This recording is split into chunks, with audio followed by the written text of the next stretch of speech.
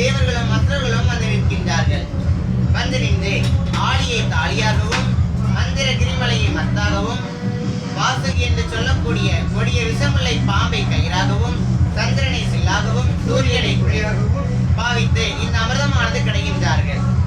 தலைப்புறத்தை அசுரர்களும் வால்புறத்தை தெய்வார்களுமாக பிடித்துக் கொண்டார்கள். சரி. பிடித்து இழுக்கும் போது வலி பொறுக்க முடியாமல் வாசுகி என்ற பாம்பானது ஆழகால விஷத்தை கக்குகின்றது.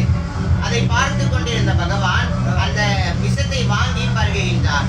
அதை பார்த்த பார்வதியானவள் கழுத்தை எட்டி பிடித்தால் அந்த விஷமானது மேலும் வராமல் கீழும் வராமல் கண்டத்திலே இருக்கின்றது.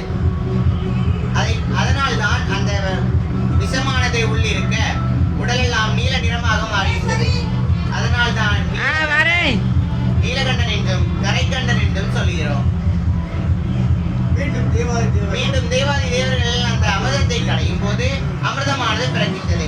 பறித்த தெய்வாமிர்தத்தை அசுரர்கள் பறித்துக் கொண்டு ஓடுகின்றார்கள். அதை பார்த்து நின்ற தேவாதி தேவர்கள் மாயவனாகிய கோபாலகர்ணனை நினைத்து முறையிடுகின்றார்கள். ஆளிதனி பள்ளி கொண்ட ராம ராகவா கோபால ராம ராகவா எங்கள் அமிர்தமதை பறித்துக் கொண்டார் சீதா ராகவா. எங்கள் அமிர்தமதை பறித்துக் கொண்டார் சீதா ராகவா.